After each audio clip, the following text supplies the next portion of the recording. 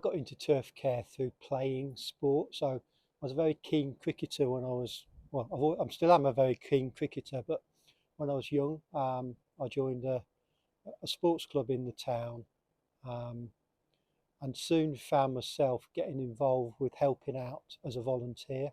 I had a short career as an interior designer.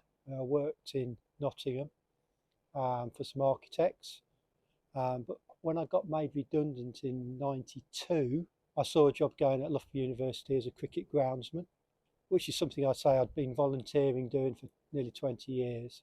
Didn't even really realise at the time that you could actually get a career or be paid to be a cricket groundsman. So that was all new. I think I learned loads in my first couple of years here. I was in a very fortunate position and I had time to experiment and try things on the cricket grounds, which really was good for my learning. I'm going back to my time sat in an office my first few years, and looking back on that, I didn't enjoy sitting behind a desk. I felt very confined inside. And as soon as I had a job here working outside, I realised that is what I wanted to do. I wanted to use my hands to be creative. I enjoyed working outside, as I said, but just the physical work is what I enjoyed. Well, there's been a lot. I mean, we've had everything here from Olympic Games training camps, where we've had the full British athletics sides here training pre-Olympics. We've put in 3 drop-in pitches into the cricket here about 6-7 years ago, which was a very exciting, innovative project that I think has got a big future. Working with lots of different sports and different students, seeing students move from playing student sport through to international sport has been quite exciting. Quite a few cricketers and athletes have gone from here, and they're big names now in sport, which is quite exciting to see. You'd like to think you've helped that little bit. It's only a very, very small bit, but just to provide athletes with the facilities to be able to train, which helps them get better, is quite, at times is very satisfying. Yeah, I think when I first came, the top athletes were athletes, if you know what I mean. But with things like the Cricket National Academy coming, the quality of the cricket's improved. I think the biggest change has been that when I first came, the students were here term time, so they'd be here trained in their term time. Now it is literally all year round. We're planning sometimes 2-3 years ahead for events. Something called school games, where there's about 6,000 kids come and train and play sport, and that's across a multitude of sports, from laser runs to rugby, cricket, football, hockey. But I think most of the clubs that come with expectations. So if we have a football club come in, that they've trained on their own facilities, which are usually very high quality, and they expect the same when they come here. So we're trying to mimic what they'd have at a championship club or a premiership club, which is very difficult in a student environment. Throughout my career, 32 years, I think I've worked with probably about 30 or 40 different staff from all over the country. In fact, we've had staff from all over the world, all come with their own knowledge, different ways of doing things, which you learn from. I've been lucky enough to work with all of the county groundsmen over the last 20 years. So we meet up once or twice a year and discuss what's going on in the industry, certainly in the cricket industry. So that's been very helpful, very interesting, very enlightening. We make a big thing here of visiting other sports complexes or institutes.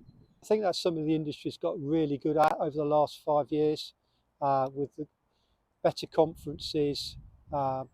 We all try and get out and see other people. the universities have a horticultural officers conference every 18 months where we try and get as many universities together as we can in one place to go and see what they're doing at their university, but also just to sit around and talk about what we're doing, what we could do better, if there's anything they've done that we should be doing. Okay, so there's a good example coming into the athletics centre. I get involved with things like ordering high jump beds, pole vault beds, cleaning inside, so cleaning the surfaces. Pole vault beds come from France, so we're dealing with language difficulties and all sorts of stuff to try and order things. So yeah, quite involved with contractors, managing some of the larger projects. It's learning those new skills. I mean, it just take a little bit of time to pick some of that up, and finding who to talk to about what, because Loughborough being involved with so many different sports, and each sport has got so many intricacies, that there's some detail that we have to find out before we can build anything. Prime example is probably the hammer cages, changing in legislation for those. That meant we've had to take one down and put a new one up that's bigger and stronger and safer. It's been a very difficult decision to make. I just felt, well, I hit 60 and I handed my notice in here on my 60th birthday. I just felt after 32 years I wanted to go and try some other things. It's not being tied down, and although everybody works sort of 8 till 5, actually to take that away and to almost manage my own time and decide exactly what I wanted to do each day will be quite exciting. No, I think time's a massive thing, isn't it? Having time to do the things that you want to do is difficult when you're working full time, and I want to do working grounds, but also want to do some other stuff as well. I want to do a bit of travelling, and I want to, I trained as a bit of an artist when I was 18, and I want to do a bit of painting, and I want to do a bit of woodwork, and I want to build a few things. My advice would be to make sure you get some training on the job. I think I know you can go to college and do 2-3 years, but I think I would try and find myself a job. I'd go to somewhere that was going to offer some good training for those first 2, 3, 4 years. Get some qualifications behind you as you go.